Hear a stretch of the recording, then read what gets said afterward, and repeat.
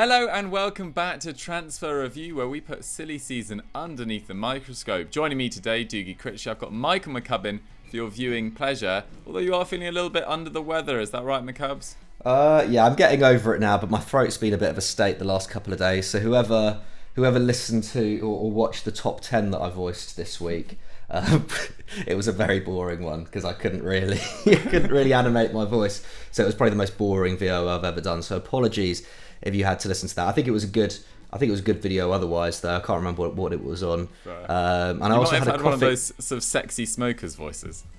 A little bit, I don't know. A very uncharismatic, sexy smoker's voice, I would say.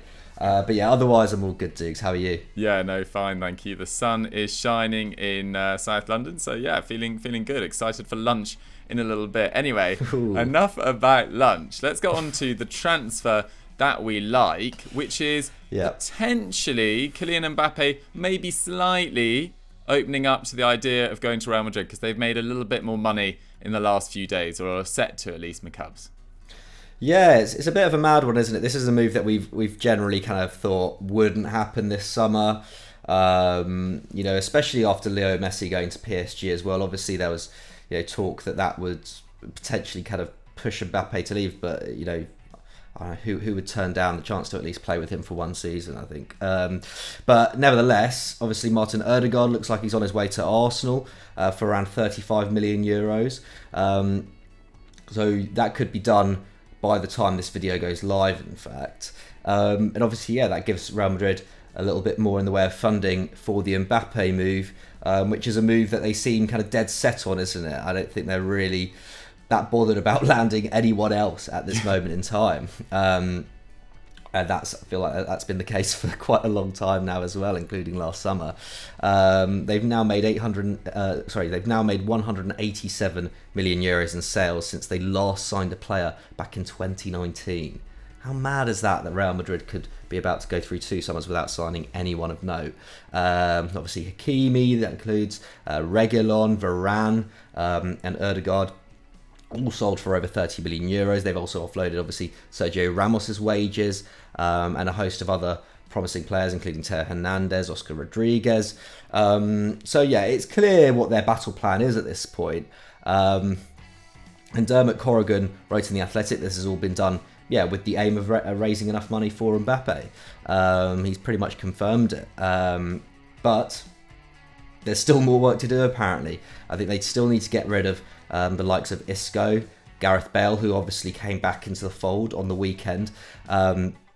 Isco had an offer from Milan, but didn't even consider it, apparently. Bale has reportedly accepted that staying in Madrid for the final year of his €700,000 a week contract isn't the worst idea. No surprises there. Obviously, if it had worked out better for him at Spurs last year, if the club had seen a better reason to keep him, then maybe that wouldn't be the case. But as it stands, I think Bale is going to be at Madrid for this final year under Carlo Ancelotti, who obviously he got along with well in his first couple of seasons at the club. So Madrid's position is seemingly no one else but Mbappe. Whether they have the funds to do it remains to be seen. But Dukes, with 2 weeks of the window remaining, what is PSG's stance on the matter? Well, I imagine they're feeling a little bit nervous. And, I'm feeling a little bit nervous too, actually, because I've just noticed a wasp has come into my studio and is just above my head. But hopefully it won't sting me during the course of transfer review. So, basically, PSG, a little bit nervous, but they remain insistent that Mbappe is going nowhere. President Al-Khalifi said at Messi's unveiling, "I think we have the most competitive team.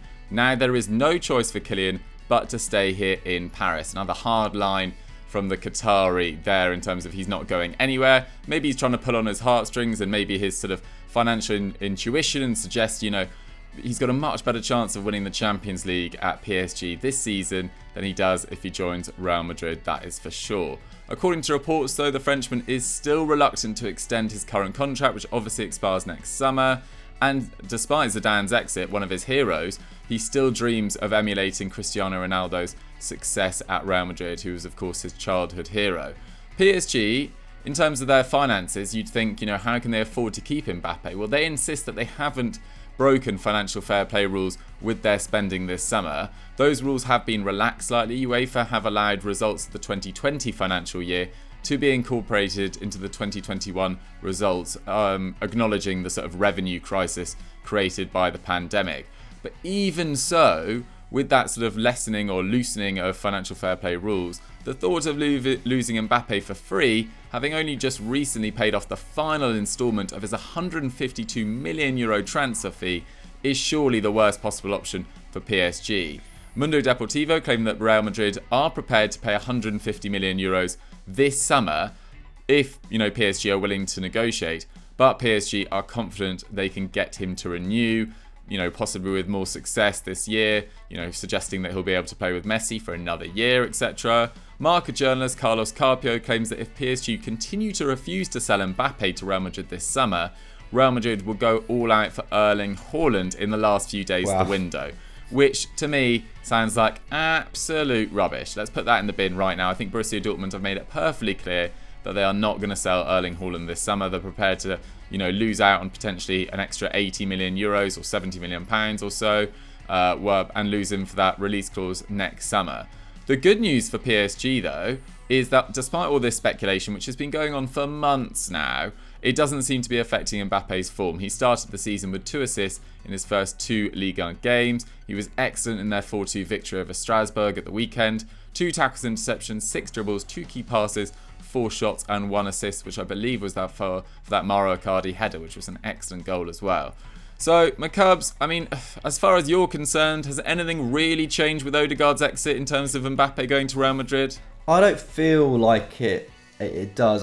It would be mad, I think, for PSG to accept an offer for him in the last 2 weeks of the window. I think they are surely far more confident of being able to come up with a resolution that suits the club.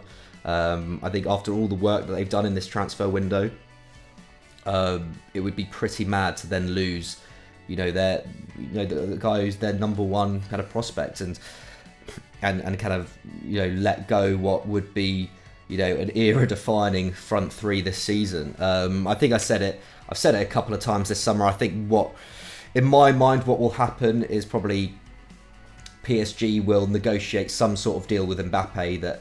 Maybe a short-term deal, maybe a 2 or 3 year contract, but perhaps with some sort of agreement in place whereby if Real Madrid pay, I don't know, over 150, 160 million next summer, that he'll be allowed to leave. Because clearly this is, like you were saying, this is part of his long-term ambition, is to be the main man at the Bernabeu. But I feel like, given the circumstances, that PSG will be able to keep him this season at least. That's what I reckon. There we have that. Get that on Twitter. Michael McCubbin exclusive. Mbappe stays. Guys, what do you think? Do you agree with McCubbs? Is it looking unlikely? I'm with him as well. And what do you reckon Odegaard will be able to produce at Arsenal? Get your thoughts in the comments down below. And whoa, nearly swallowed that. Let's move on to the transfer we don't like.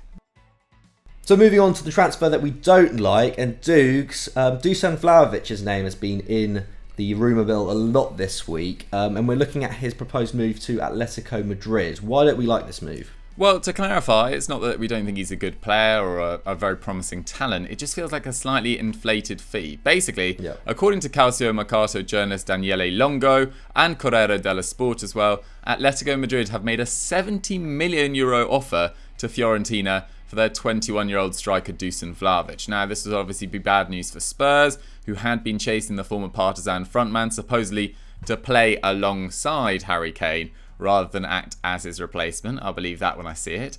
Obviously, Vlahovic had an excellent 2020-21 campaign, scoring 21 goals in Serie A, which was the 4th highest, and started this season also exceptionally well. He scored a brace in Laviola's 4-0 thrashing of Cosenza in the Coppa Italia at the weekend. And from Fiorentina's perspective, this would be an amazing fee for a player with just 2 years left on his current contract and who only reportedly cost the club just over €2 million in June 2017. So what a fantastic turnaround. €68 million worth of profit in 4 years. So great business from Fiorentina. And it would continue Atletico Madrid's pretty sizable summer spending spree so far. They spent a net €5 million last summer. That was paying off Morata, Carrasco, Kondogbia arrived as well, but then they sold Thomas Partey, of course, and amongst with some others as well. But they've already spent 37 million euros on Udinese's Rodrigo de Paul this summer. But it seems like a good idea to bring in another striker from their perspective. Suarez is obviously 34. Moussa Dembele has returned to Lyon after a pretty non-existent loan spell at Atletico Madrid last year. I think it was about 7 appearances, 0 goals. Seemed pretty pointless all round.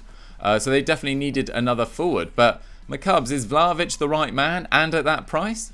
If I'm honest, I'm not sure. Yeah, like you said, it's a very inflated fee. 70 million euros is massive money in this market, especially to be kind of exchanged between two clubs outside of the Premier League, which obviously has been on another level in terms of the spending this summer. And for Vlahovic, it's just off the back of one brilliant season. I think from Atleti's perspective, I don't know if it makes him worth it. He's only ever scored 6 goals in 40 Serie A appearances prior to the last campaign. Only netted 1 league goal prior to December 2020. So it really was a kind of a 6-month hot streak that he was on. 20 goals in his final 26 league games. Crazy. This would be the 3rd most expensive transfer in Rocky Blanco's history, behind Joao Felix and Thomas Lemar.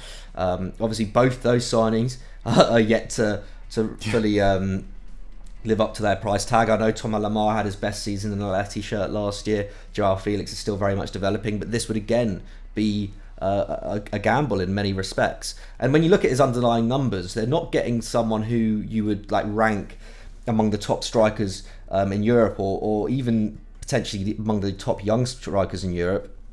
6 of his 21 league strikes came from the penalty spot. His non-penalty XG per 90 was 0.46. That's actually 16th in Serie A. That's level with Patrick Bamford, who I think, contributed a lot on the creative side as well, didn't he, in that Leeds team last year? But considering he was playing for a Paul Laviola side, they ranked 16th for possession, 18th for shots per game. It is pretty good going still. But whether he's ready to make that step up, or at least at that price, I think remains to be seen. 2.6 shots per 90, 0.6 key passes. Neither of those are crazy high numbers, but you would expect that to improve with better players around him. Nevertheless, Atleti aren't necessarily known for creating tons of chances each game, even after last season when they did improve on the attacking end. But yeah, he's a textbook penalty box predator. 72% of his efforts come from inside the area. That's more than Suarez was managing in terms of his ratio last year.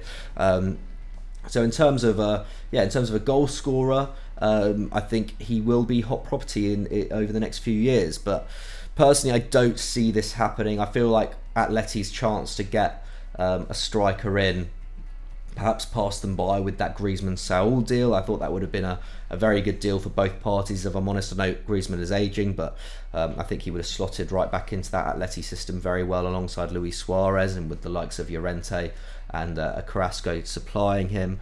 But yeah, I feel like this is not a great deal, not a particularly sensible deal at this stage of the window. I feel like it would slightly be Atleti kind of panicking in the late stages of the window, which I don't think they need to do, considering that Barcelona and Real Madrid remain deep in transition. And I think by all accounts, they probably remain slight favourites for the title this year. I don't know what you think about this deal, Dukes. Yeah, I mean, as you said earlier, Atleti's big outlays in the last few years, Joao Felix, Lemar, Vitolo, Diego Costa, even Alvaro Morata, haven't really worked out that well. That's not to say that Dusan Vlahovic wouldn't necessarily work out, and at 21 he's certainly got a lot of room to develop. He's also on quite cheap wages at Fiorentina, apparently only £32,000 per week, so he wouldn't be on massive wages. He'd retain some sort of sell-on value, so it's not a terrible move by any stretch. I just think 70 million euros is a lot for a player that cost 2 million euros 4 years ago, and who hadn't really done a lot before last December. So I'm just slightly wary of this. And then I'm with you. Yeah, I think Atleti are the clear favourites for La Liga this year. For the first time in a while, we can probably say that. I mean, we've always thought that they'd be in and around it, but this year, I think it's very much theirs to lose, despite Barcelona and Real Madrid starting last weekend in very comfortable fashion against Real Sociedad and Alaves as well. So we'll see what happens with this Dusan Vlahovic move. It may be paper talk. Maybe by the time this video goes live, it's even collapsed or it's not happening. We'll see. But guys, get your thoughts about Dusan Vlahovic in the comments section. Do you think he's worth 70 million euros? And where do you think Atleti should target, or who do you think they should target if it does collapse? But guys, that is all we've got time for on Transfer Review for this week. If you've enjoyed the show, Macabs, or if they have enjoyed the show, what should they go and watch now? They should go and check out our EFD explainer from the weekend. It's escaped me. Oh yeah, it's all about Inter Milan. Obviously, Inter Milan are coming out of this transfer window having lost, a lot of their key talent. Lautaro Martinez isn't even out of the picture yet, is he, in terms of the possibility of him going? Although I suspect he probably will stay. But nevertheless, it's been a really tough summer for Inter Milan and Inter Milan fans. So go and check out that. Just all about how they're in the financial position they are at the moment. Perfect. And yeah, on Wednesday we also dropped another EFD explained on whether La Liga can survive without Lionel Messi. So on the topic of La Liga, go check that out too. Back to Back Explains. What a treat for you. We'll see you next time. Bye.